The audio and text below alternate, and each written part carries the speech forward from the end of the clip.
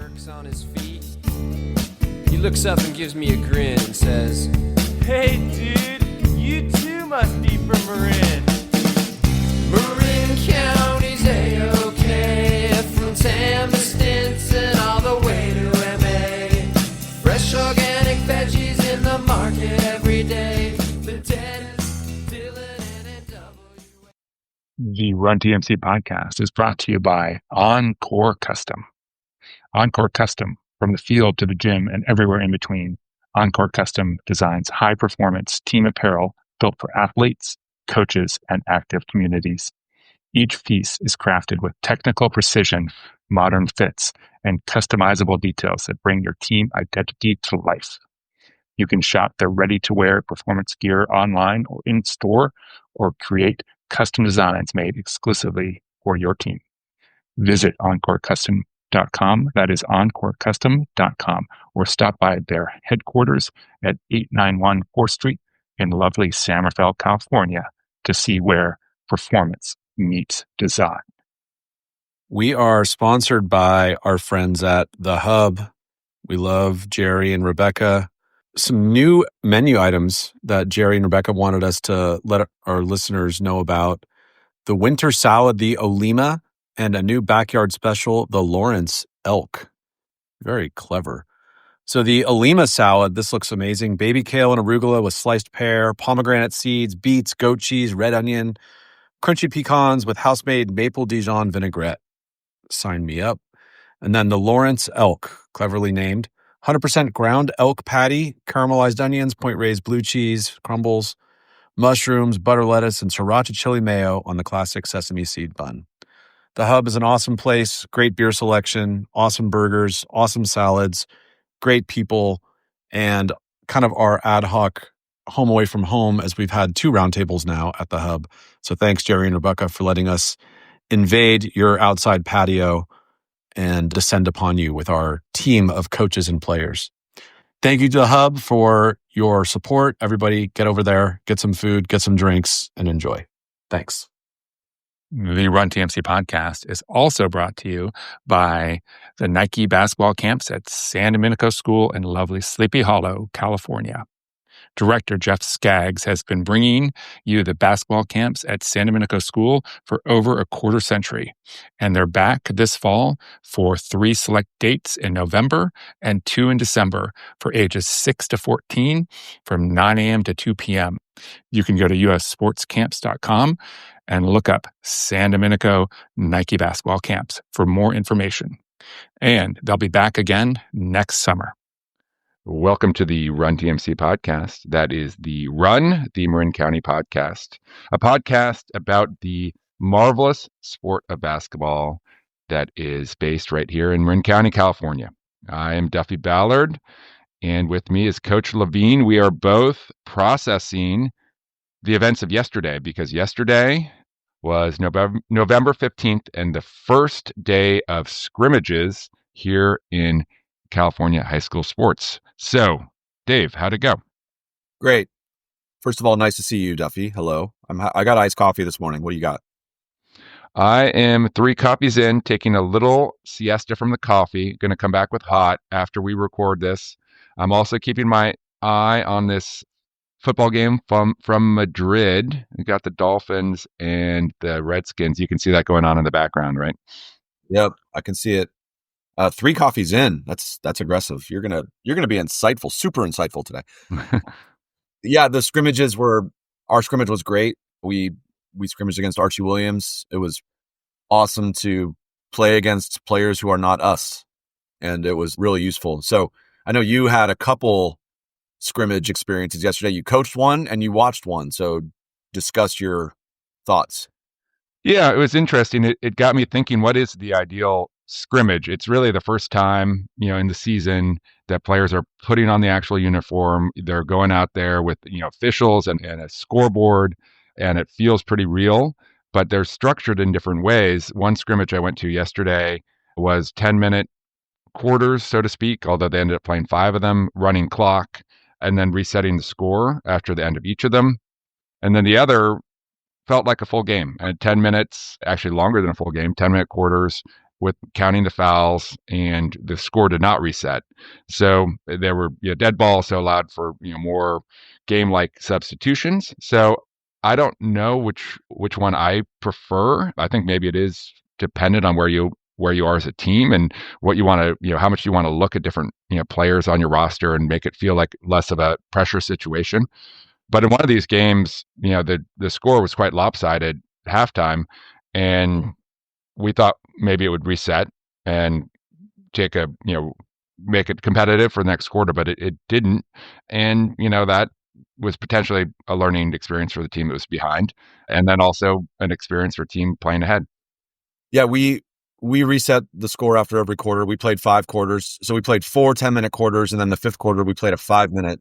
It was almost like a little overtime session, but we reset it every quarter, which I thought was great. We actually did have somebody, one of our student managers in the stands, who was keeping track, and it was interesting to see the final score and at the end, just out of curiosity. But I liked the reset, but we had 2 real officials.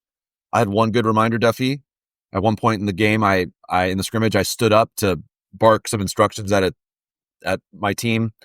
Duffy, I'm the assistant coach. We can only have one coach standing on the sidelines. So the ref said, "Hey, buddy, in regular season game, that's technical. So, KK's roaming the sidelines. I got to sit down." So that was a good reminder for me. Well, yeah, this is a good, public service announcement for all the assistant coaches out there, because it wasn't clear to me when I first started coaching what I was allowed to do and what I wasn't allowed to do. But absolutely, you're not standing up during the action, and then you shouldn't be saying anything to the officials at all during the action. Now, you are allowed to, during timeouts or halftime, to go and speak with them, ask them to look at a specific player or specific violation you may think is happening and not getting called. You can do that, but not during the action. But one difference in the scrimmage yesterday, Dave, was we had a really long bench, and there were a number of coaches sitting on the bench, and I arrived a few minutes late. So I kind of just stood behind the chairs, which they allowed me to do in the scrimmage, but they probably would not allow me to do in a game. You're like an NBA team at Marin Catholic. You're like, the old Chris DeMarco spot right behind the Warriors bench. Question for you as a coach, Dave. What are you looking for in your players, especially the players that might be vying to get some playing time who aren't necessarily going to be in the rotation at this point in time? Great question. Actually, KK and I were discussing this a lot last night over text. There were a few players on our team who stood out, just massive efforts, just energy, effort, taking charges, diving on the floor, picking up full. And then there were some players who were kind of pacing themselves. And that's what we were looking for. We knew there were going to be mistakes. It's the first game. It's the first time we've run our offense against, not our own team. We were expecting an ugly offensive effort, and that was fine. But, defensive effort, there's no excuse, right? And so that was what we focused on, and we were pleased with the energy that our kids brought. How about you? What were you looking for? Yeah, similar. Were players, were they able to execute the basics of what we want to do on both sides of the ball? Was the effort there? And then also was the vibe there, like both when they're on the bench and when they're on the floor, looking for positivity, looking for picking each other up. And we saw a lot of that yesterday, which was fantastic.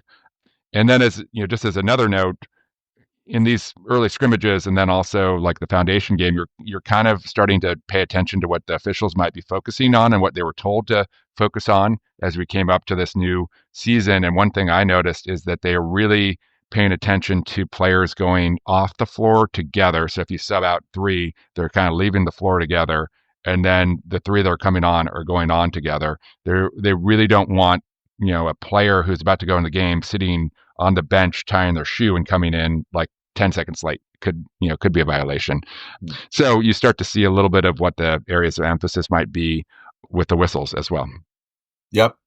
Interesting. Yeah, I think it was great for our kids to have real refs there. We discuss a lot, defend without fouling.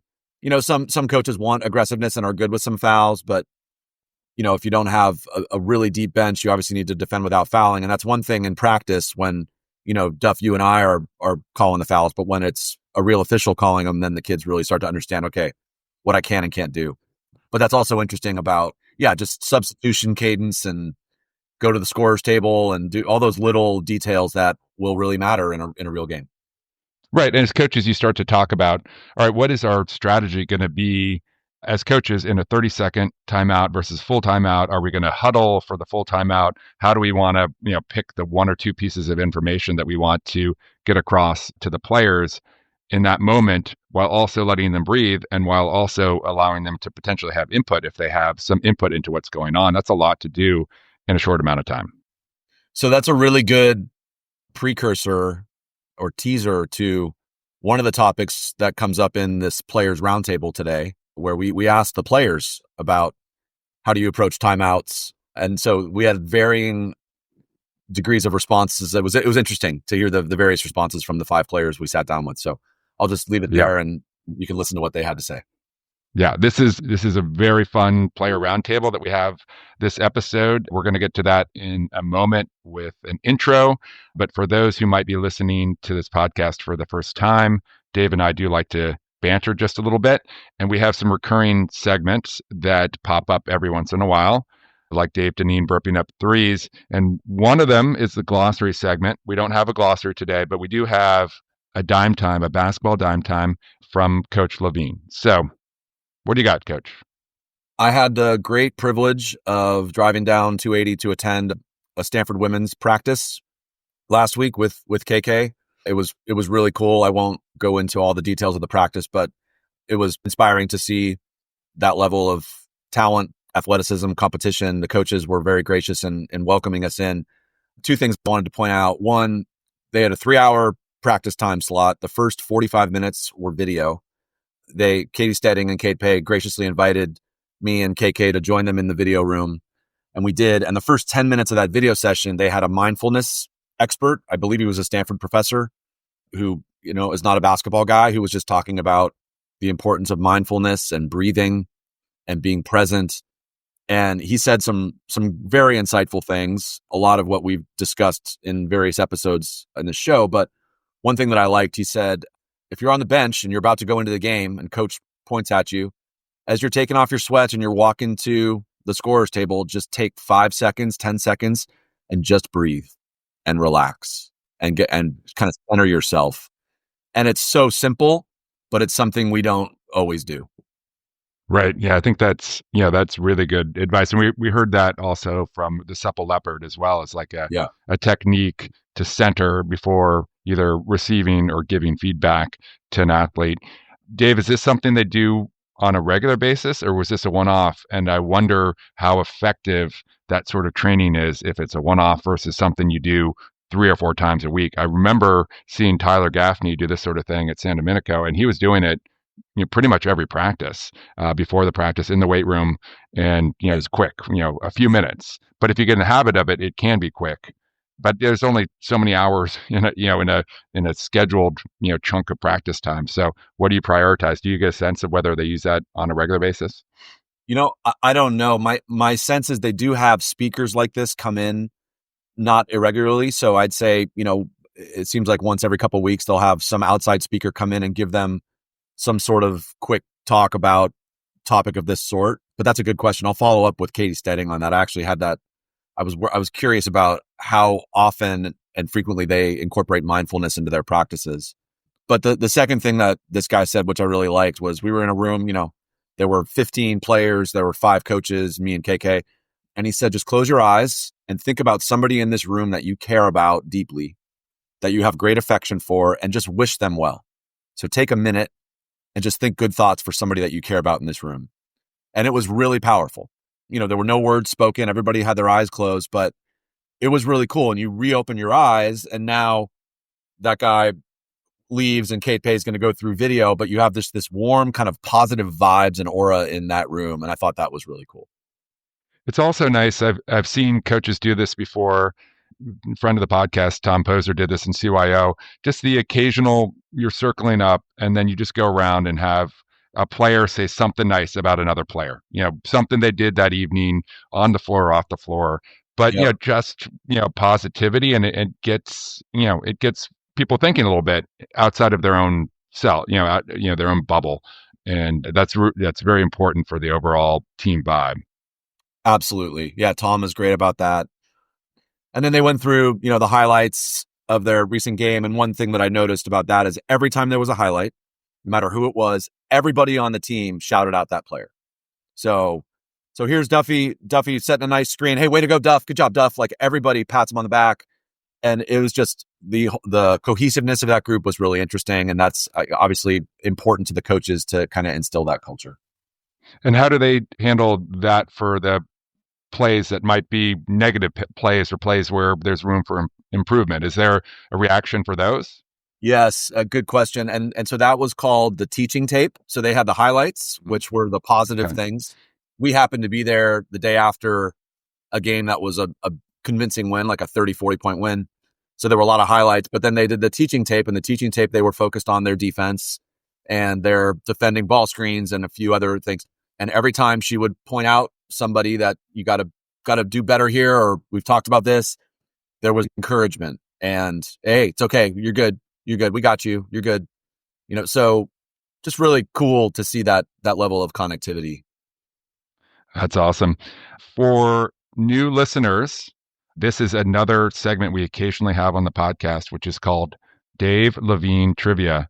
So, which college did Dave Levine attend, and what was his athletic role at that university? Yeah, that's a really tough one. I don't like to talk about my Stanford experience, Duffy. Just like as my family will say, I don't like to talk about that we have a podcast. Yeah. We might have a slight Stanford bias here because between Dave attending Stanford and myself attending Stanford basketball camp for a few weeks, a long time ago, we do talk about Stanford maybe a little bit more than the other Bay Area colleges and universities. But it's what we know. It's what we know. But why don't we do a shout out? Let's cross the bridge and do a shout out for our friend Simitri Carr, who is getting minutes for Cal and actually had a really nice game against Kansas State. Cal ended up losing that game. It was a good game. But TT had a couple buckets late. I think he scored 6 or 8 points, played meaningful minutes off the bench, off to a really good start at Cal, which is awesome to see. Yeah, he filled up. I didn't see the game, but I looked at the box score, and in somewhat limited minutes, like he was on his way to getting like a triple double if averaged over 25 minutes worth of play. I think he had 5 or 6 rebounds and 5 or 6 assists as well. So similar to what we saw last year in MCAL, where for his size, one of the best rebounders I've seen in high school sports, and also for a guy who such an elite scorer, also a really elite passer as well. So yeah, hopefully he stays healthy and Cal looks good, and Stanford, the Stanford men look really good. Stanford women are off to a good start. So yep. Yeah, it's could be a good season of college basketball here in the Bay Area, and that's exciting. But Dave, I know you have at least one more dime from the practice. Do you have a favorite drill? Yes, thank you. I really liked this one. Okay. Duffy, you're so gracious. Yeah. So they called this one Pinewood 3v3. Pinewood is a really great women's program down in the South Bay. Doc Scheffler, I know Doc, he's a great coach. This is a drill that he had that Stanford uses. A lot of colleges use this one. It's just a continuous 3-on-3. It's sort of similar to a 3-on-2 continuous, but it's 3-on-3. But what they did, Duff, is they broke the team up into 2 teams. So there's team white, team red. They happened to have 12 healthy players that day, so it worked out great. So they had 6 on white, 6 on red. It's a 3-on-3 full court continuous drill. And each time your team of 3 is on, you have 1 trip on offense and 1 trip on defense, and then you're off, and then the next 3 from your color come on. So they keep score. So it's just 3-on-3 going down one end. Let's say offense scores. Now that offense, they're going back on defense. The next wave of offense from the other team comes down. They go down and back, and it's just a really fast transition drill. You can have constraints like we love. So you could say, okay, you need a paint touch before you shoot, or limit 2 dribbles, or got to get a swing before you can score. But it's a conditioner for sure. They were huffing and puffing. I mean, it's a lot, and they just did it by time. So they say, okay, put 10 minutes on the clock and let's play, and the losers run. It was an awesome drill. I think that's those sorts of drills are so good for conditioning, but also to emphasize how you want your team to play. So I've seen it before where you have a 12-second shot clock in that situation, and the coach Yeah. starts counting down, or you have like a 3-second shot clock to get across half court line, and then it's 7 or whatever the pace is that you want to play and what you can play to. We've been doing a drill which is great conditioning, but a similar sort of construct where it's 4 possessions. It's the offense starts, it's 3/4 court, and they have an initial transition advantage. So there's Yep. one defender a little bit behind the guy with the ball, and the point guard has it. And then so the offense goes down and they score, they don't score, and then defense comes back the other way. But of course they're going with speed, and then the other team gets the ball one more time and then back. So 2 possessions for each team. Quick, keep score for that, and then you maybe do that 3 times, and then that's your game. And if you do that for 10 minutes full out, like they're definitely gassed, and then you shoot some free throws while they're tired. Awesome. That's I love it. Yeah, Tyler Gaffney always he would call it 3 trips. So similar, but just a little bit truncated, but love that simulated transition, offense to defense. I mean, it's very, very game-like, but controlled, but game-like. Really, really cool. Yep. Well, cool. Great dime. So, Dave, I know you've been traveling around. KK's been traveling around to these practices. I wish I had a little bit more time to do that because, everyone you go to, you're going to pick up like a couple tips, I'm sure, at least. And there's, a few things that you're going to incorporate, a couple things that you're going to put on the back burner that maybe incorporate later. And then, if you end up starting a podcast, you'll have a lot to talk about. So really cool. Should we move on to talking about our player roundtable? Yeah. Okay, cool. You go. Well, I'm going to set the scene. So we were outside at the hub a little over a week ago, actually exactly a week ago, and we had 5 Marin County high school players, as we talk about in the interview or in the roundtable. Actually, it wasn't a round table. It was a very long rectangular table. They were all league players. All 5 of them were all league last year in MCAL. And that's kind of was our initial selection criteria. And then we reached out to players we thought might be interested and, would have, some insights. And we were really delighted with this back and forth with 5 student athletes, all very insightful, very well spoken, and really enjoyed it and very impressed by these young people. It was great. I was blown away by the maturity. It's not easy as a teenager sometimes to sit down and have a microphone in front of you and answer questions, and they were great. So can't thank Brooke, Cece, NJ, Joe, and Grady enough. They introduced themselves, so we'll let them do that during the discussion. But it was awesome, and we would love to continue this up. We've heard we've gotten great feedback on the roundtable that we did with the coaches, the first one. I think this one was great. We're going to do more coaches roundtables, and we'd love to do more player roundtables as well. Yeah, and just to preview several of the topics that we get into, we talk a little bit about favorite drills, a little bit about what these players are looking for from their coaches. We have them name an NBA avatar for each of their style of play, and we ask them about memorable games. I thought it was interesting. At least 2 of the 5 mentioned their most memorable game being a game that they lost, like a really impactful game. And so that showed that's great. They're thinking basketball players, and they maybe are thinking more about the losses than the wins. And there's a lot of background noise because the hub was super busy and bustling. I think at some point we had a huge infusion of a ballet class that came in. But nonetheless, I think the audio did a great job of filtering that out. But you might hear some background conversations, and that's just part of the ambiance of the hub because it's just a place where people like to gather. It's also part of the charm of the Run CMC podcast. It's an authentic absolutely thing here. We're unfiltered. I would say the through line for these 5 kids is competitiveness. They're different kind of players, but they all just are dogs. They compete, and that shines through. To your point, Duff, about memorable games are the ones that in some cases ones they lost, because that when you're a competitor, you remember the losses. So It was great. I love this. I thought it was really fun. And also it was cool we'll put a picture up on Instagram, but we doled out some more Run TMC shirts. They all put them on, and now they're going to sport those shirts around the county, which is awesome. Yeah, they look great. There was one talking about the competitiveness. I get to see Joe Hammond go against his brother Dom Hammond in practice like virtually every day, and those two guys just go after each other and in exactly the way you would want them to, like just competitive, physical, not giving an inch to each other. And you could tell they've been making each other better ever since they picked up a basketball and started playing against each other. So really cool to see. And I've just seen the way that, Grady goes all out in basketball games. I mean, he leaves it on the floor every single time, to the point where he mentions this. He often, cramps up during games because he's just going so hard. So yeah, impressive group around the rectangular table, and also impressive group on the floor. We did want to mention, Dave, that this was definitely a success, and we don't necessarily want to limit, this sort of player roundtable to players who are like all league.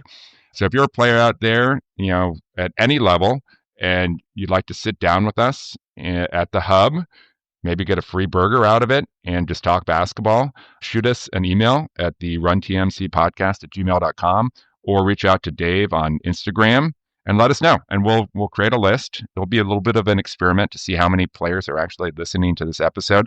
But yeah, we'll do at least one more of these, maybe two. If you're interested, reach out. Absolutely.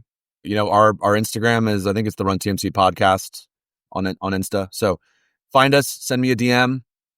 We'd love to hear from you.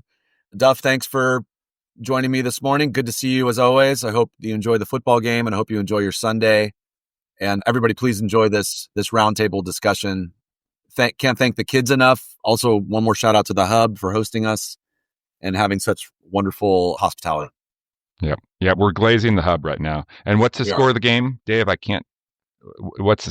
Can you see the score? Because it's behind me. No, it's a commercial. No, it's an commercial. Okay. Well, just another matchup of 3 and 7 teams in Madrid.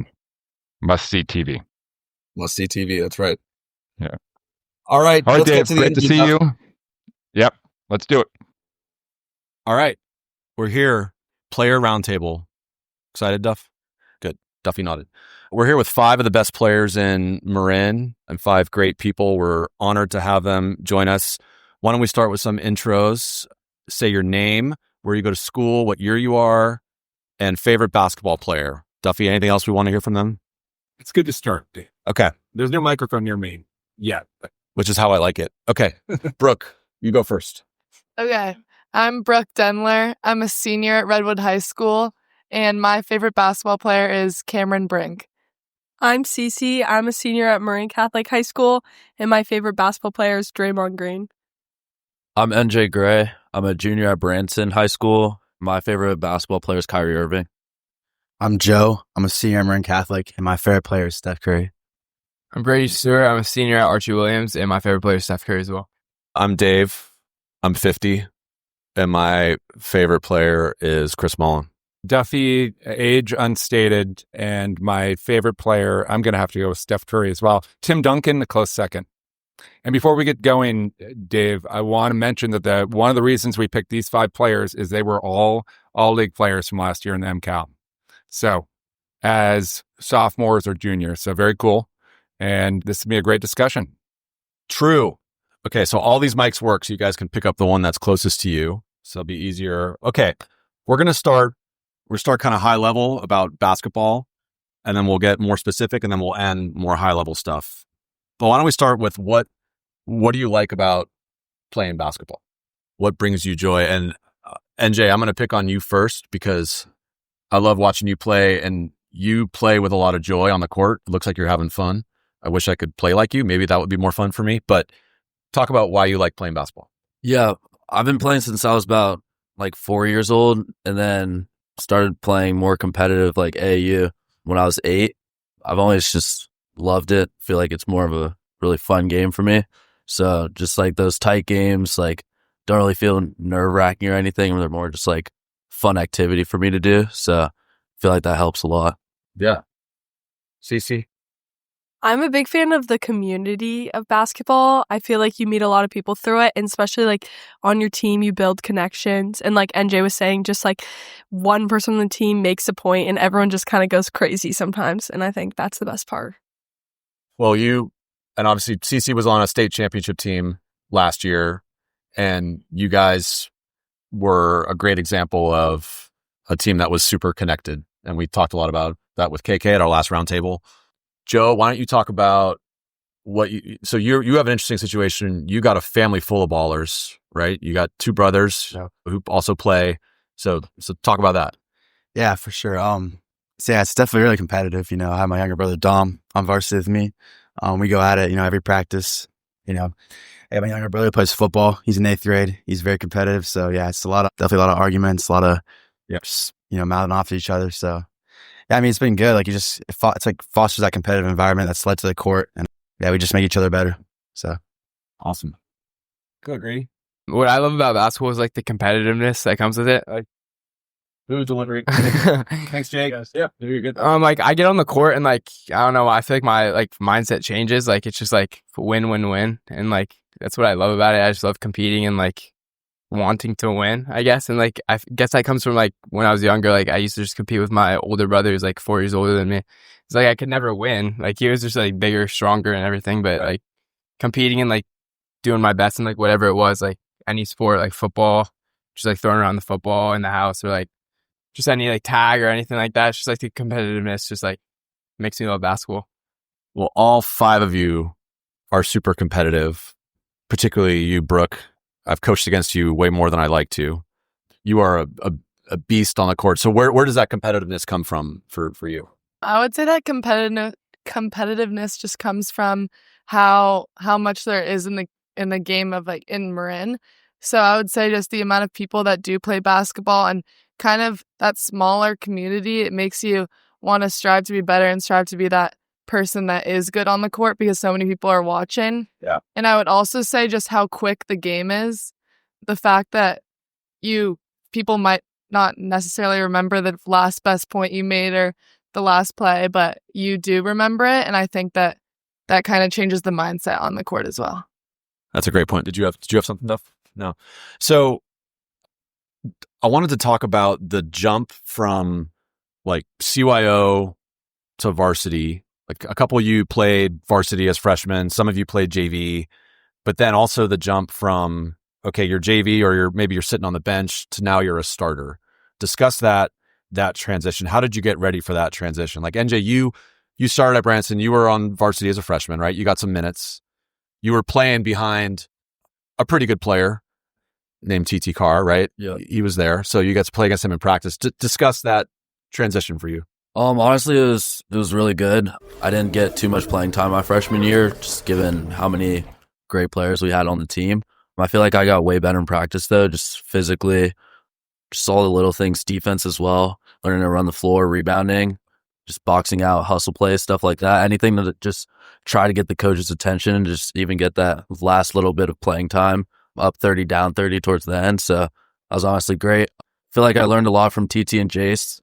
Just little reads, especially like ball screens, then just like learning to handle pressure from them felt really good. So when you're a freshman and you got these really high level players, and a question for all of you, because you've all played with really good players, right? You've all had teammates who've gone on to play college ball.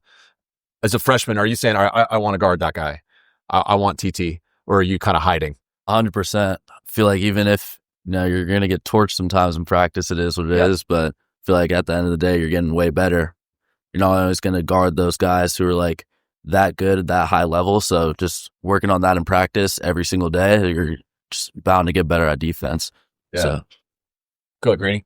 I'd say the jump really came like freshman going to sophomore year. Like freshman year, they put me up on JV just like to be like that guy and like really like expand my like skill set.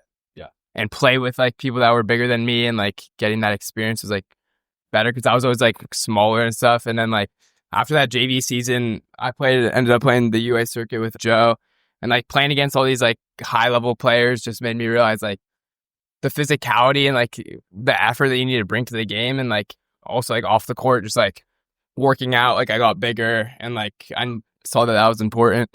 And then like practice and stuff, I was always guarding Owen, and like Owen was a great captain. And So like going up against a player like Owen in practice, right? Like Cease, you go up against Izzy, Maddie, right?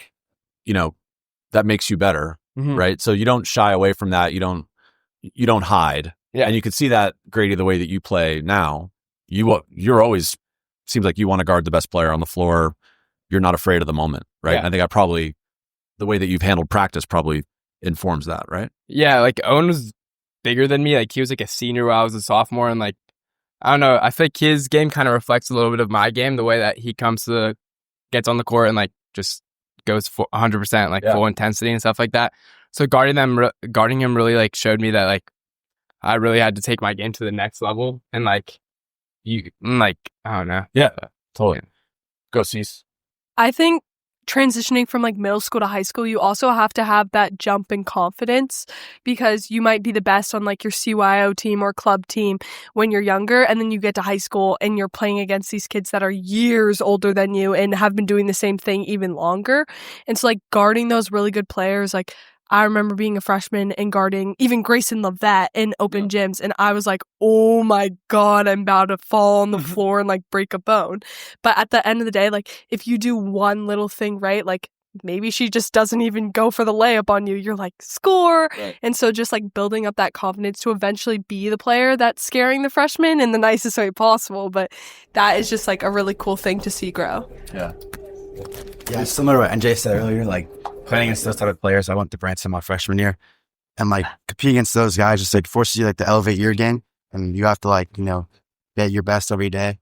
And also too, like throughout my high school career, I've been around like a lot of good coaches. I had Stevie Johnson my freshman year, and he really pushed us and got us better. I also played for Doug and Ellen with Grady on MBBA, and he was a really good coach too as well. And then just coming in like that from freshman to sophomore year was a big jump for me, because Mike Sy really helped me and just elevate my confidence and inspire a lot of belief in me. And so that really helped me transition to MC, and he made that kind of transition easy for me. And then now I have Kevin, and he's been big in my development. So, I've had a lot of good coaches that helped me along the way and just develop my game.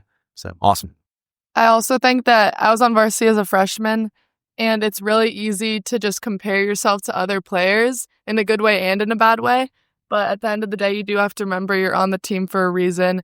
And Zach Brill helped me a lot with that. He kept reminding me every day, although that I wasn't getting a lot of playing time on the court my freshman year, he did remind me that I was on the team for a reason. And if I practice hard, then that could change. And yeah. All right. So this one wasn't on the list, but I'm going to put you all on the spot. So if you had a friend, let's say, who's a really talented freshman, and they're saying, all right, I could go play varsity as a freshman and kind of sit, but get experience like you did, NJ. I mean, you got minutes, but you're going up against, and you, Joey, like you get going up against really good players every day in practice. Or I could play JV, start, get a lot of touches, score some points, get a lot of confidence. What would you advise your friend, younger sibling to do? Brooke, you start. I would advise them to play on varsity. They may not play on varsity, but be on varsity and practice with some of the best, because you really do only get that opportunity once. And I think being on varsity as a junior, for example, versus a freshman is a completely different experience learning wise, but also it just grows you so much quicker physically if you're on varsity and just at that level. Yeah, please. Add on the Brooke, I think I agree, because, you're forced to grow a lot on varsity, because like, if people 4 years older than you, 3 years older than you, and you have to, there's a lot of like just mental change and all like confidence, and then also just physical, like there's a physical difference between you and like the seniors and juniors. But there's also, I agree, value in playing JV, because you can build your confidence, and then when next year you get pulled up, you have that confidence coming in. So I see value in both, but I would say varsity gets the slight nod. As coaches, we always struggle with this, because I agree that you get great experience, and also you get to learn the system, right? You get to understand the commitment level, the effort, but you don't get those in-game reps, right? So so you said you played JV your freshman year, right, Grady? Yeah. So when you get moved up to varsity then as a sophomore and you get in that first varsity game, are you like, holy crap, or did you feel like you were prepared? I would say I was pretty prepared. I mean, like even on JV, like they were thinking about bringing me up to varsity from JV. So I was like practicing with like the seniors, and like, being around those guys, just like it matures you a lot, because like they're bigger than you, stronger than you, faster than you, maybe more skilled than you. But yeah, so I think I was pretty ready. I remember the first like somewhat varsity game we scrimmage Piedmont, and like I was like, the speed of the game's way quicker, like in game. And honestly, after that, like I was pretty burnt out that first game. I remember, and I was kind of like lost on the court. Like you don't really feel comfortable, but like after that, it kind of just like that experience just made me realize like I just got to like keep on pushing, and like after that, I felt comfortable, and I was ready. I felt like I was ready and confident in myself. There's something to be said for reps. We talk about it all the time, right? You got something? Well, I was just going to switch gears a little bit to preparation, and maybe just go around the table and give us one or two things that you do before practice or for a game to get yourself ready, whether it's like, in your mind or with your body or diet. Yeah. How do you get ready to excel on the floor? Let's start with Brooke. Okay, to get ready for a game, I like to watch old film of previous games, not necessarily the entire game, but just certain clips where I think I could have improved, or just kind of remind myself of when I'm in that situation again, what can I do better? I think watching the film before that is also beneficial, but I do like to do it the day of a game and just remind myself what to do better. I like to mainly prepare the mental component of the game, because I feel like once you get out there, you know what you're supposed to do. You have that game plan, and it's really just like comes the mental part. It's like, are you ready? Like if you feel tired before a game and you tell yourself, I want to go take a nap right now, then you're going to play slow and sleepy on the court. Like you need to have yourself in the right mental state to play the game for me. And so sometimes like I have lots of pregame rituals. I'm one of those superstitious players, like same snack, same hair, like stuff like that. All right, what's the snack? Snack? I'm a big Z-bar person before the game. Just kind of gives you that like last sec, like carb energy boost. So we interviewed this guy, Kelly Starrett, the Supple Leopard. He's a New York Times bestselling author about nutrition. Do you know what he recommended as a pre-workout snack? What are those frozen things? Lunchables? Oh, yes, the peanut butter and jelly. Uncrustables? Yes. Uncrustables? They can be. They can be. But anyway, I saw like those little Smucker, those little peanut butter and jelly things. He's like, they're really good little boost of carbs right before you work out. They're really good. So I might have to switch to that this year. Cool. Nice.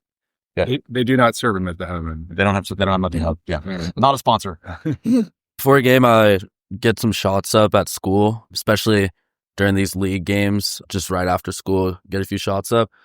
Again, back to my point about just having fun on the court. I feel like, in my opinion, like just watching film the day of, I think it's like takes super seriously, like, kind of gets in the mode of like the actual game.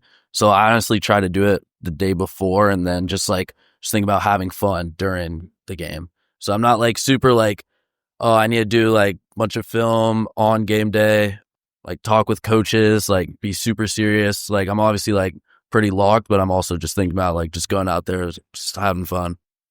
Yeah, just similar to all of them. I mean, they kind of said it all, but just like, I don't really do much before games, to be honest. Like, I'll listen like music. I mean, maybe stretch a little bit, but yeah, I'm just trying to like relax my mind, just get myself just mentally prepared for the game. And I'm kind of always like just anxious to play. So like, we get there like really early for like the girls' games, like waiting for 2 hours can be a little difficult. Yeah. You want to just play. And so, I mean, it's literally just like standing there watching, just being present. I mean, it's not much for me. So yeah.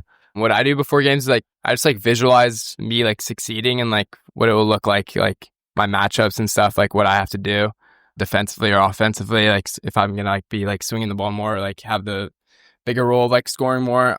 But like physically, I tend to take a nap. Like I'm a big sleeper. So like I like to like get my sleep in and get my like, I don't know, I think it just gets me energized. Like a good nap just gets me energized for the game, before the game, like a couple hours, like 4 hours before the game. Like I just go home after school and like get a nap in, and then I cramp a lot. So like I'll just have like liquid IV and like a couple bananas. I don't like playing on like I like kind of playing on like a somewhat empty stomach. I'm not really sure why, but like it just like, Yeah.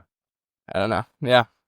So talking about preparing for matchups, we have like probably the 3 fastest players with the ball in their hands in the league. I would say maybe in the county right here on the boys' side. So maybe starting with you, Joe, how do you prep for NJ and Grady? And then you can just kind of go around. We can talk a little bit about your matchups on the other side of the table as well. Yeah, that's a good question. I mean, 2 really fast guys. I mean, it's definitely not easy. I mean, there's a lot of things. It doesn't take just one guy. I mean, it's a whole team effort to stay in front of these guys, and coaches go over their game plans and all that stuff. Just gotta be relentless the whole game. Just pressure. Just compete on the defensive end. You gotta want it, and you gotta make life difficult for them. You can't just let them get to their spots. Even though they're gonna get to their spots sometimes and get their shots, you still gotta make it hard for them, make them expend energy. So yeah. Building off that, I remember last year we played MC at home. Joe and his brothers picking me up full court the whole game, and I was just exhausted like the whole entire game. It just that sort of effort on defense really translates to succeeding in the game. I mean, I remember fourth quarter, we just I was just mentally tired. I couldn't really think on the court. That was a tough game for us, but I remember going up for a layup and just both double calf cramp. I was just laying on the ground and I was oh my God, fuck. Yeah. Well, yeah, playing against Joe does that to you. I get it. Yeah, I feel like Grady and Joe, extremely fast players. Definitely both picking up full court or even just high pressure half court. But I feel like just doing the little things, trusting your teammates, not trying to just dribble past them every single time because eventually that's going to burn you out. So just making the extra pass, swinging it up the court, get to your spot so it's a little easier on you. I feel like that goes a long way. Yeah. Brooke, you guys pick up full, you press. How do you approach that as the big woman on the floor? Well, as a bigger forward on the team, I usually just stick back, but I think since I'm not the fastest on the court, I think my communication is the biggest aspect in our press. Yeah. I'm able to see everything from the back, and that helps a lot of our quicker players get to where they need to be, move on the flight, and get our tips that can move the momentum of the game faster. Nice. For my case, especially Marin Catholic on the girls' side, we've never really had those tall players since I've been there. And we're really all just forwards and guards and stuff like that. But somebody has to play post or even guard post. So I think last year that was one of our main things. When we played Justin Sienna or even Redwood and we had to guard Brooke or Jordan. Yeah.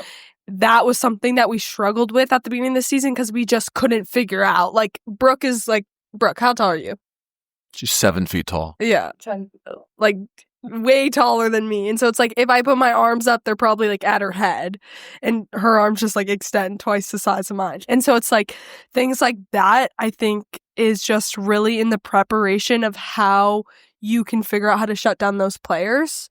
And then once you figure it out, your game's going. So Duffy asked about pregame preparation, which was great. So now let's talk about in-game. I'm always curious about this from a player's perspective. We love the ambient noise here at the Hub. There's a baby. That's not Duffy crying, by the way. Okay, coaches coaching at you in the middle of a game. So it's a loud gym. It's playoffs, Redwood, and your coach is screaming stuff at you because you made a mistake and he or she is giving you a pointer. Do you listen to that stuff? Can you hear it? How do you respond to in-game coaching?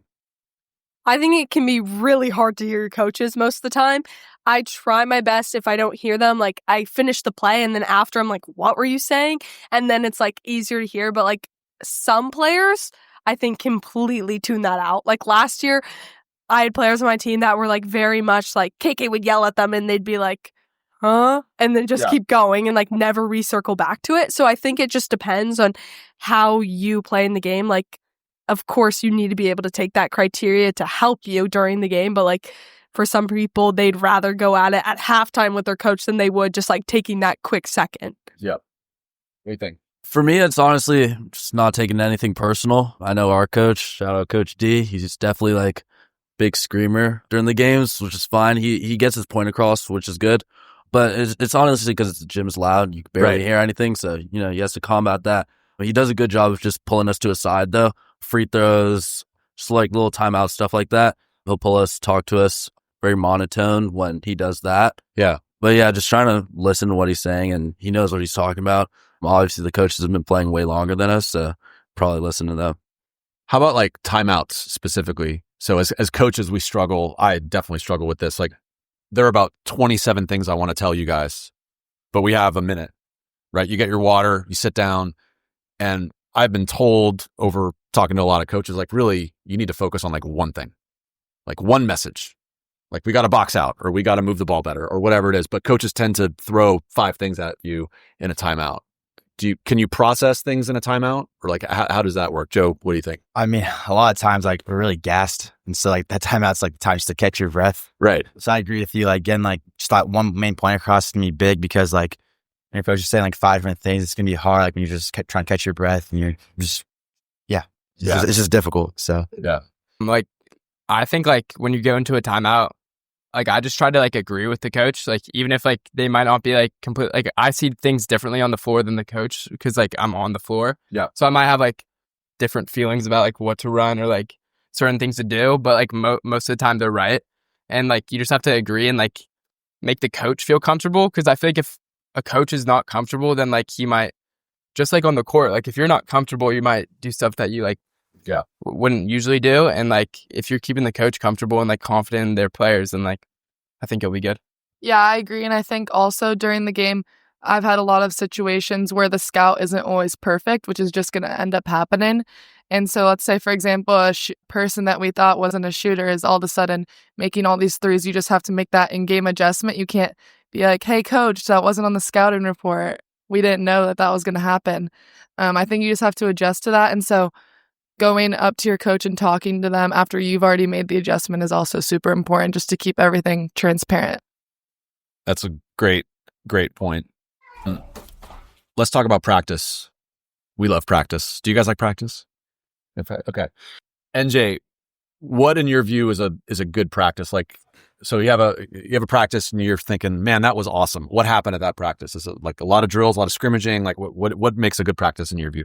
For me, good warm up before, body feeling good and everything. Good 30 to an hour skills development, maybe running some plays, shooting drills, make sure all the fundamentals are good. And then honestly, next hour, just scrimmaging. And then it's not just one-on-one back and forth, stuff like that, just like bad basketball, but it's implementing those plays, then using them to really help us in the long run. We really focus on that in Branson for our practices, especially. We'll have like good 30 to an hour of just scrimmaging, using the plays we just learned or just plays we have before to help us a lot.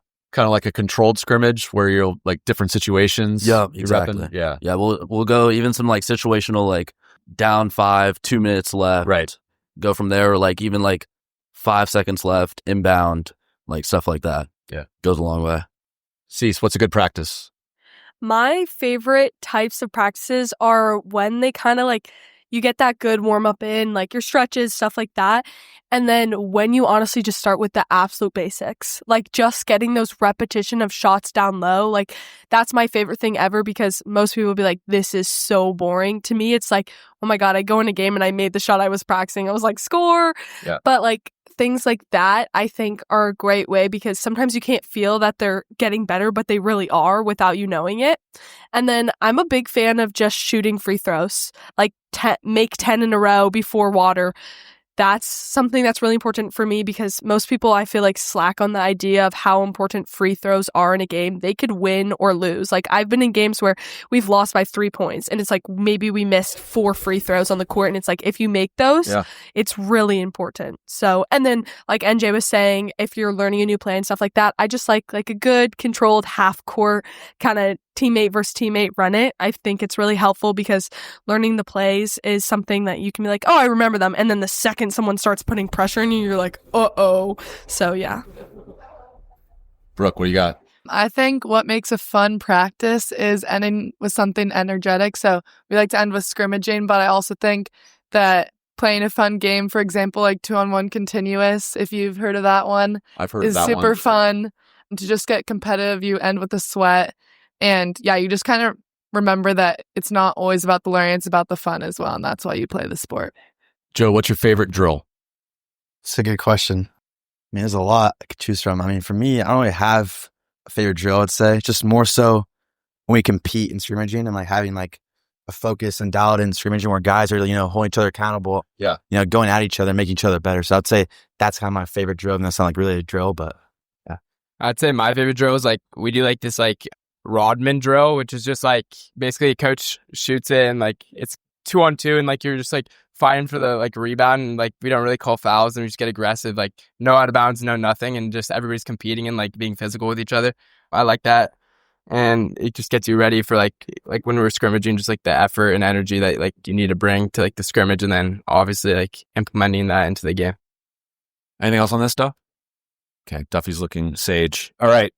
Is playing basketball all year round too much? Do you need a break? Well, Okay. me personally, Cece, you're a multi-sport star, so go ahead and answer. I don't play basketball year round, and any of the sports I play, I don't play year round pretty much. Like I'll play season and then I'll play club of one sport a year. For example, last year was lacrosse. The year before that, it was basketball. But something I look forward to is honestly switching sports. People ask me all the time which one is my favorite out of the three I play, and it's just whatever season I'm in. And so I look forward to the transitioning, because after a while, like, I don't know about you guys, but for me, like, not so much with basketball, but playing like field hockey in the beginning. After a while, I'm like, okay, like I'm ready for the next season to start, ready to get a new feeling going. So yeah. Well, you're an example of a player, an athlete, where you benefit a lot from the multiple sports you play. Like the way you play basketball, your experience playing lacrosse and field hockey informs your basketball. Yeah. In a really good way. I definitely think that like I'm less of like a basketball like focus. Like some people are athletes and some people are athletic in their sport. Right. And so it's like, to me, it's like, somebody was actually telling my dad this the other day for field hockey. One of the dads was like, oh yeah, Cece plays like she's playing football. Like it looks like she wants to tackle someone, but like you can't do that. And so I'm just like, I think the way you play each sport definitely transfers. Like necessarily my skills of dribbling or like catching a lacrosse ball aren't the best, but like all the movements are the same. Yeah. NJ, you're obviously a phenomenal athlete, phenomenal basketball player. You're going to play college ball. I assume you play all year round. What's your view on like how do you manage that and give your body a rest? Yeah, honestly, I like it. I've never really had a problem with it. Yeah, I feel like when you're playing school ball, you're honestly getting like a bunch of these games against different teams. It's honestly really fun, especially like MCal. You're just playing these same guys you played. Now I'm a junior for past few years. Yeah, just getting that competitiveness, like Grady was talking about. It feels great. And then going on these tournaments for school as well. Those are really fun. And then towards the end, just making that switch to AAU, you're with a completely new group of guys. So it's like whole new reset, and you don't really have a problem with it because you're with a new group of people, new coaching staff, kind of new environment depending on your level. So it feels good. Joe? Yeah, I'll add on a little bit. I think where sometimes, the year-round stuff can be too much is you see a lot say, like, when kids are playing, a tournament every single weekend, like, traveling every other weekend. Like, I see, like, with NJ's team, like, the Team Miller, like, 3SSB or these circuits, like, they're not having their tournaments play every single weekend everywhere. Like, it's kind of spread out, right? Kind of more so. So I feel like there can be, like, a burnout if you're playing every single weekend somewhere different, traveling a new spot. So I think there's value, too, in, like, in the off-season, like, work on your body, work on the things you need to work on. Like, there's a good balance you can have and not just playing basketball every single weekend. Like, there's at least like a day or two off. I take a week just to get my mind right and kind of separate myself from basketball. But I just think it's important that, those other things, like, I said, work on your body and so. Yeah. I think it's important to like take a break. Maybe not necessarily take a full break because then you can kind of like lose your shot and stuff. Yeah. But I like to play basketball like pretty seriously, like 8 to 9 months in like a year. This year I wasn't able to play AAU, which kind of sucked. I broke my finger.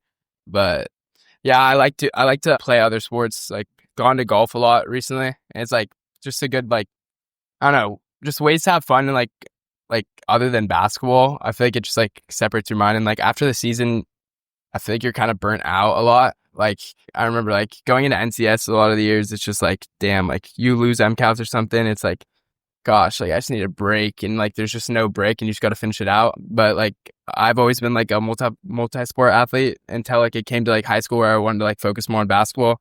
Like playing baseball, I remember like early on I'd play basketball. Basketball was always my favorite sport, but then I'd go over to baseball season and I just loved like the different community. Like my other friends are playing baseball and it's like I loved baseball as well. And it was just fun to like get involved in that, and like I wish I could.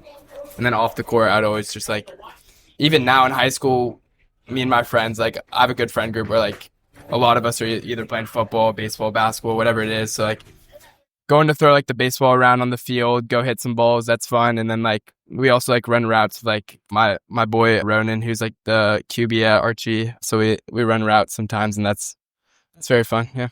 For all of you, was there a sport or activity that you did earlier as a kid that has helped your basketball game? Like, something that maybe you're not doing anymore, but you feel like it gave you a certain skill that helped your hoop game. Start with Grady. Yeah, baseball especially. Like I was a pitcher, I'm a lefty, so I was only able to play like center field and pitcher really.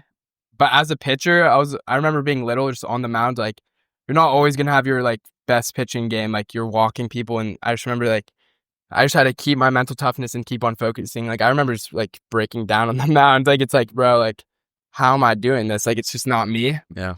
But that has translated to like basketball in the way that like if you're missing shots, you just got to keep on pushing and Next like, play. finish out. Next play, exactly that next Yep. play mentality. And Yep. it's really improved my mental.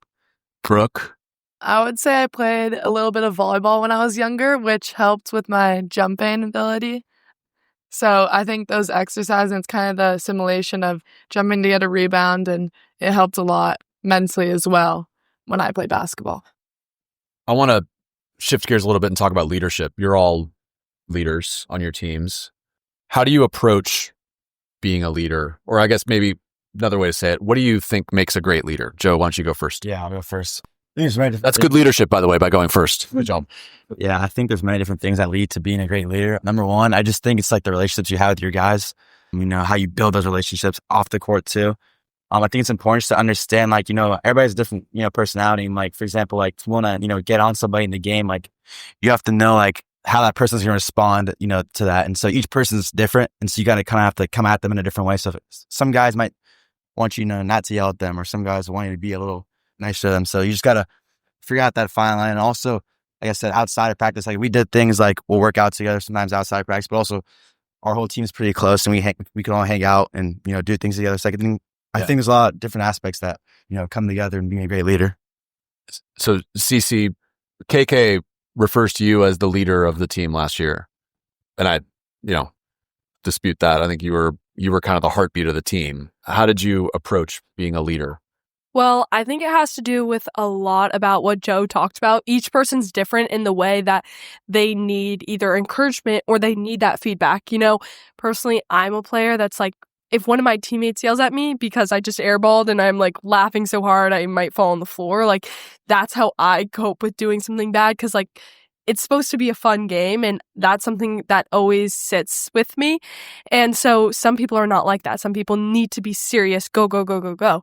And so it's like you need to be able to acknowledge that everyone plays the game differently. And if you can do that, I think it will make you a great leader. Like some kids, like maybe they just airballed and you could be like, okay, next time you need to take a better shot. But like I am the type of person that's like, hey, especially if they're younger, I think the younger kids, like, let the coach give them the feedback. Like, as a captain, that's not my job. My job is to make sure that everyone is playing to the best of their ability because they feel good on the court.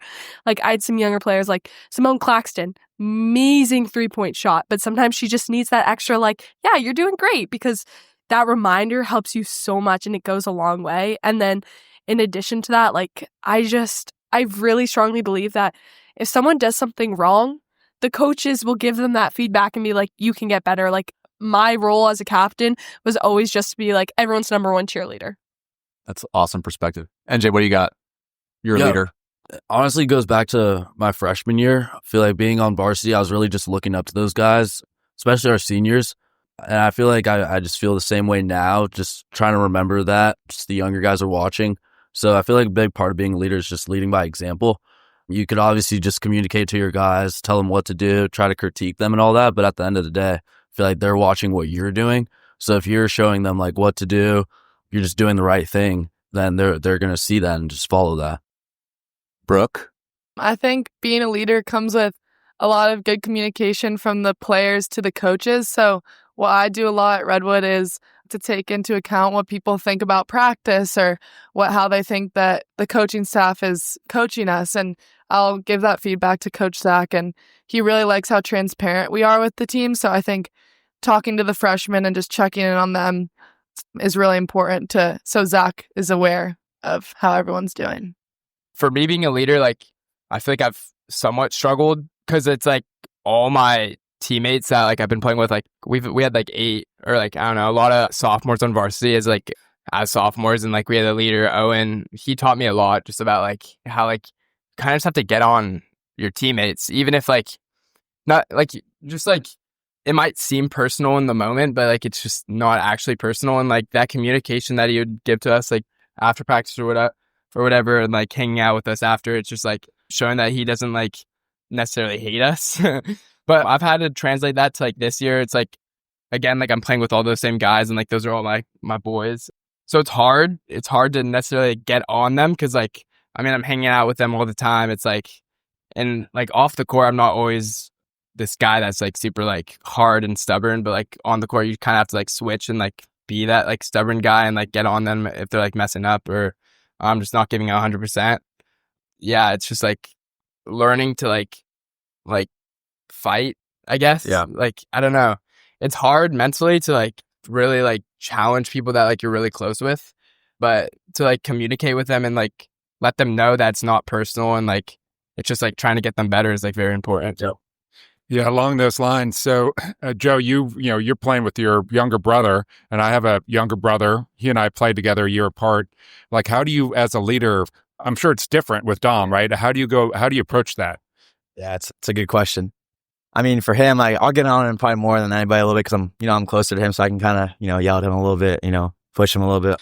Yeah, I mean, for him, like I said, everybody's different. Like again, like I try to put myself in everybody's shoes and see how they're feeling, see what they're thinking. But my brother, I can especially do that because I know him really well and we have a good connection. So yeah, I mean, I try to just again, like I said, like she said earlier, encourage him, push him to do his best, and kind of like I do with everybody else. Just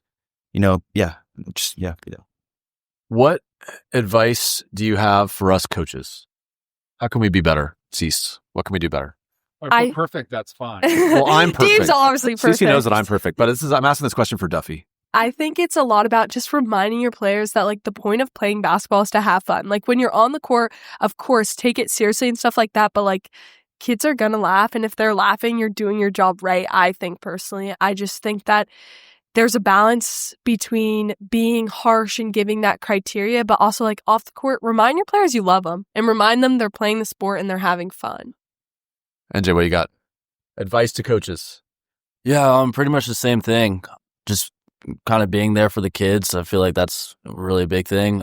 Then just like kind of listening to your players. I feel like you're coaching. You obviously know a lot of information. You've been around coaching for how long, but at the end of the day, your players are on the court, so they actually know like what's going on. They feel what's going on. So just trying to get that feel from them on what's happening, and then you can make adjustments from there. I feel like that's a really big thing for coaching.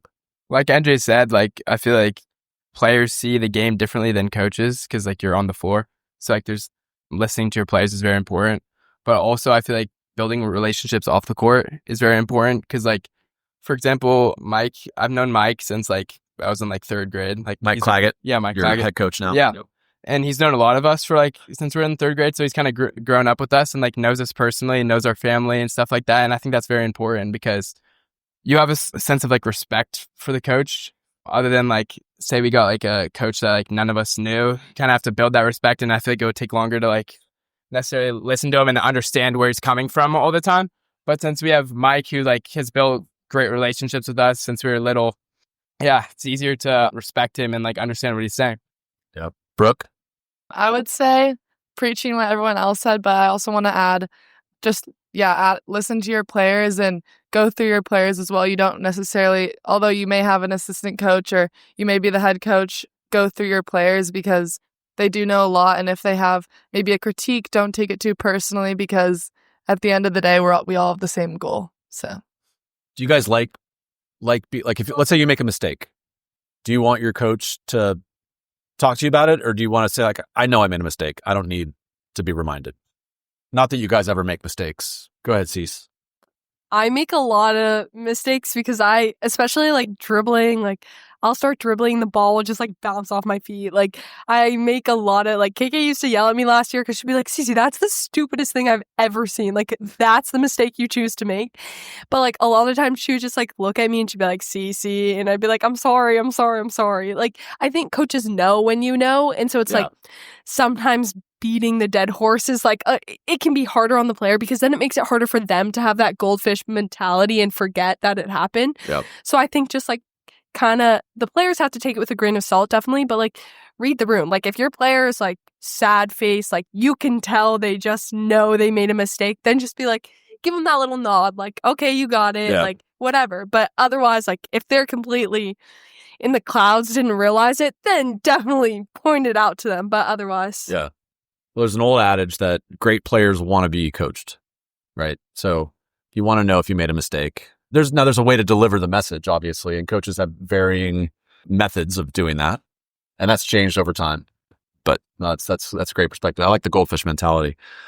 Okay, NJ, give us an NBA comparable for your game. I want everybody to describe your game. This is a Duffy question that I like. Describe your game using either an NBA or WNBA avatar. Who's a comparable for you? It can be aspirational. It's on the way. I've never. Feel like I mean, like I'm obviously like not as good, but I definitely think Kyrie Irving and Chris Paul, those are definitely players I look up to and really study. I like those, especially for Chris Paul. I feel like I really love his like just reads off a screen. Yeah, I feel like he honestly has a read for every single like variation of a screen, whether it's like or reading off the defense, whether like blitzing, switching, hard hedge, icing, whatever. I feel like he has something for all of it. And I feel like I do a really good job of that. I like that. I like the Kyrie. I also, how about a little jaw? You got a little jaw. Oh yeah, a little bit of bounce.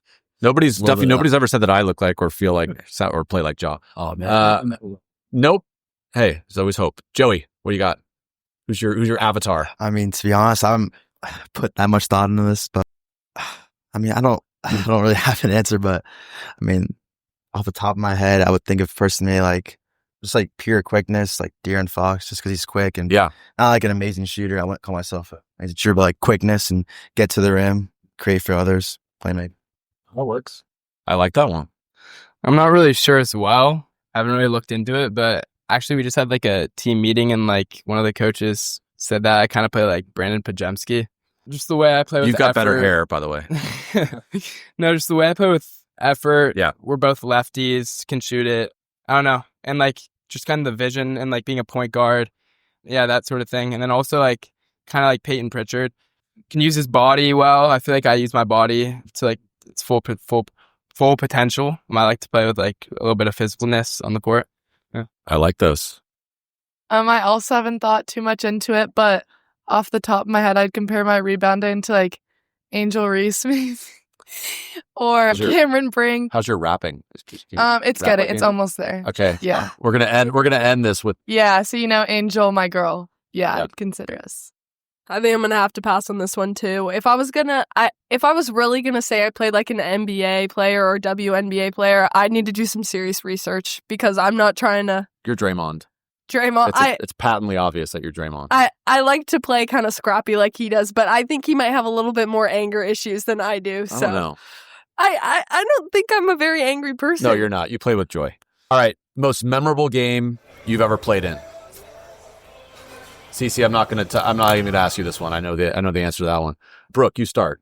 I would say 2 years ago, the 2024 NCS Championship, because it got very emotional during the game. It was at Dominican. Yes, at Dominican against.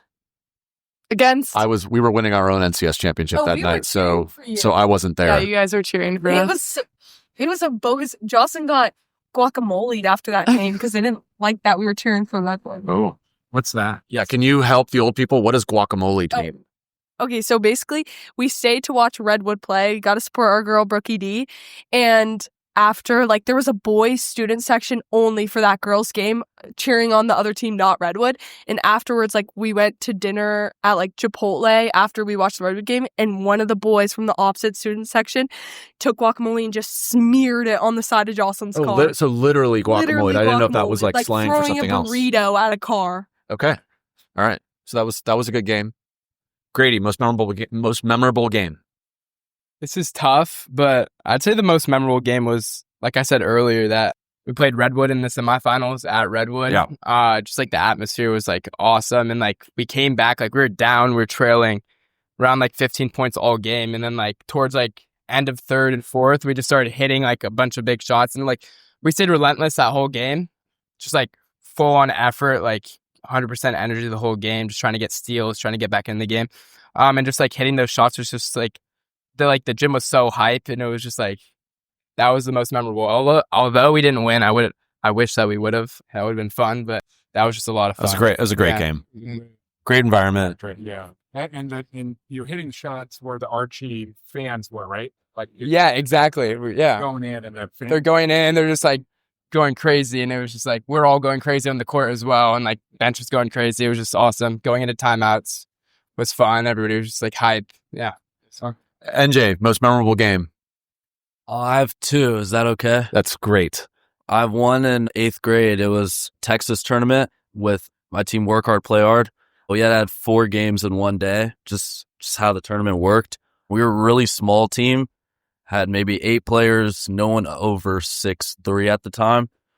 And then I feel like 7th grade, 8th grade, that's where you really start to see like all the reclasses. Yeah. People who say they're not ready for high school, but like are already 6'6", like stuff like that. So we were seeing a lot of those.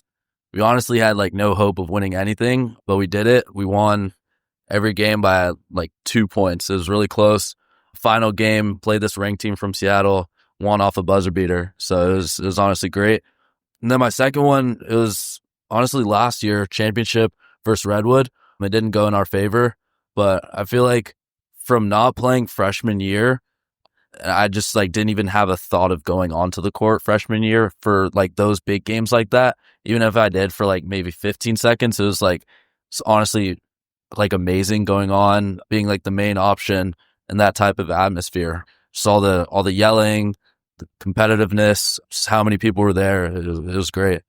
That was a awesome game to watch. Yeah. The energy in that gym was amazing. And that's like, I mean, honestly, one of the reasons we started this podcast. We just love high school sports. Yeah. I mean, and you guys make it happen.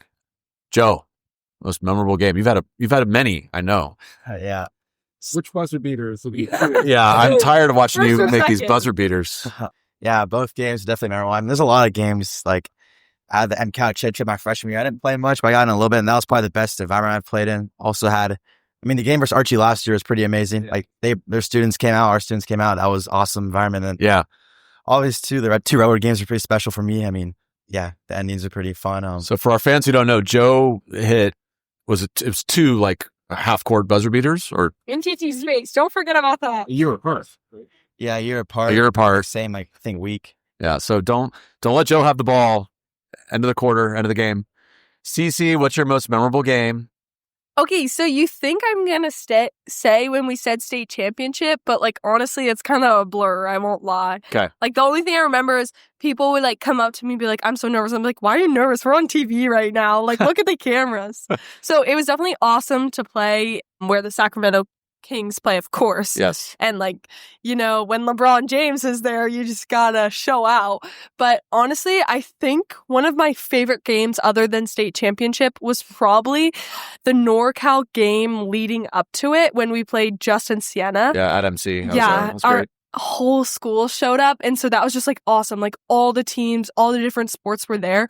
And coming from like girls basketball, there's not really a lot of younger players. Well, there's lots of younger like middle school, elementary school players that always come out and support, but having like your classmates coming to women's basketball is really special because you don't get to be in that environment as much as like the boys do with football and basketball and stuff like that.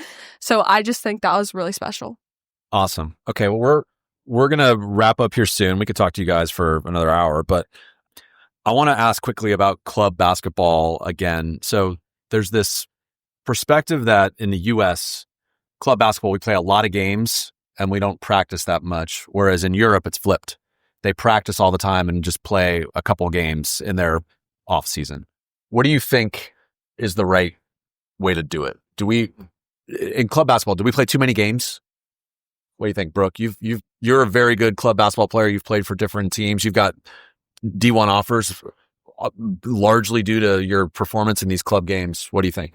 I would say the way that club basketball plays more games than practices essentially is the right way to do it, because a lot of times you can't get like viewage from college coaches during your high school season. And so AAU has that kind of outlet for players that do want to play at the next level. And I also do think AAU isn't isn't really for the like skill development as much, I guess. And it's more just to get reps. For exposure. For exposure, getting reps, keeping your game sharp. But yeah.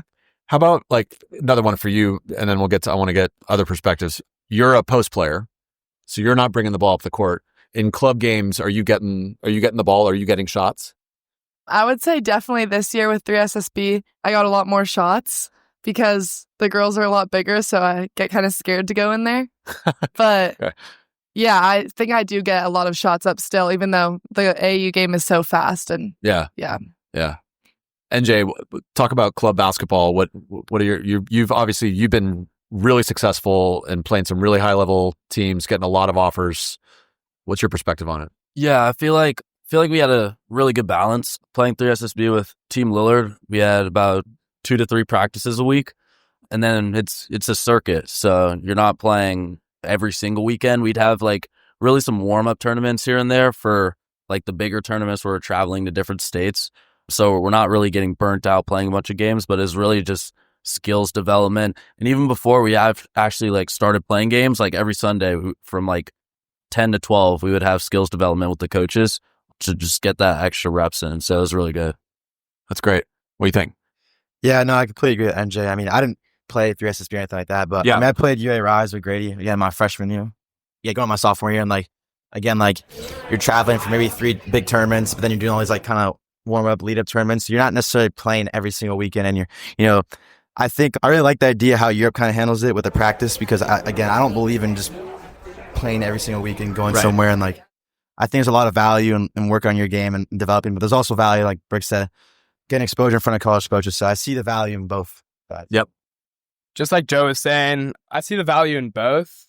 Like during the high school season, we're having like 6 practices a week right now. And that's pretty similar to European basketball. But so I feel like that kind of like sort of practice like style gets you ready for like club ball, where you don't necessarily have to practice as much and just play more games and like play in game and get that experience and like put yourself out there. So Great. Well, Duff, I think we should wrap it up soon. Breaking news, every 7-year-old in Marin has just arrived at the hub. It's getting loud. It's getting a little loud here. I think we want to wrap it up with some predictions. Predictions, and I want to get everybody's favorite gym. Okay. All right. So we're going to go let's start with the grading go around. Predictions for winning the MCAL this year. I got us. We're looking good. Way better than last year. We had a tough year last year, but our practice has been really good and everybody's bought in. So You upgraded at assistant coach for sure. Yeah, for sure. I mean, I like our chances, but nothing's guaranteed, and you got to go out there and play the game. It's only one game, and there's a lot of good teams in this league. You got Archie, Branson, obviously. There's also a lot of good coaching, so you got to be in your A game every night. So, I mean, it's wide open. I got us. I feel like we've really toned in on defense this year, which was something we were working on last year a lot. Just spent a lot of time on it. Just looking way better at that. And then our coaching staff is looking really good. So I feel like we got a good shot. I like it. Good confidence here. All right, Cece, let's go to the girls' side. I mean, MC's definitely the underdog this year. We lost a lot of great players in the past. Like, you got Izzy. She really carried our points last year. Mm-hmm. So this year, I think we're going to be a team a lot more focused on sharing the ball. Like, if everyone can put up 10 or plus points, like, that's how our team's going to function. So, I don't know. I'm just saying, don't sleep on MC yet this year for girls. Okay. I have Redwood back to back. And I think we're going to win because we have the deepest team in the league, in my opinion. Okay. Good. Everybody pick their own team. I love it. Predictions here. I just want everybody to have fun. I hope both teams play well. All right. Last question. Most important question. Favorite gym in Marin? Brooke. Redwood. Bro. Because it's the biggest gym in Marin. All right. The Redwood gym is awful. It's like a dungeon in there. Cece, what's your answer? What's the best gym? MC. I mean, I definitely got that bias, but at least we got some nice, bright white lights. Our floor just redone last year. You can barely see anything in the Redwood gym. It's like yellow. Okay. Give me College of Marin. Okay. I mean, it's The a college. The home Like gym? that's our home gym technically. So everything's perfect about it, like good breeze. The lights flicker every now and then? No, but it's okay. We're working on it. But great lighting. Hoop is perfect. There's honestly nothing wrong with it, and it's huge. Okay. The 3-point line. So. Yeah, the 3-point lines are confusing, NJ. Yeah, it's a little confusing. There are It's three honestly 3-point lines. It's getting you ready for the next level. If you think about it, you have those other lines, so that's a plus too. It's some home court advantage, I think. Yeah, it certainly a is. little bit. All right, Joe. I think for sure it's got to be Archie. I mean, just like this whole town, the culture, you got legends like Eddie Joe, Chavez, all those. Got a lot of legends here, and it's kind of like the basketball town of Marin. And so the gym's just special. It's small, but I mean, the environment, the fans always show out, very passionate. Just the culture and history behind it's very strong. So, I mean, there's something special about that gym. Good answer. Yeah, like he said, I love my gym, Archie. The lighting, like the energy, like the little cylinder shape of the gym. It's just so loud. It gets so loud in there, I feel like, compared to other gyms. Redwood, I do not like. The lighting's terrible. I get tired in there. I just get it's just a weird vibes in there. MC, though, is like a second for me. I love that gym. I don't know, something about the court. Just feels like you can jump higher. Just everything feels better. Your shot feels better. The rims are soft. Just nice. Yeah. Awesome. Well, yes. Thank you, all 5 of you. You guys did great. Can't wait to see you play. Not looking to coaching against you two, young ladies, but really appreciate you all. We'll be rooting for you, and good luck. Yeah, great job. Good job. Burke's on his feet. He looks up and gives me a grin and says, "Hey, dude, you too must be from Marin."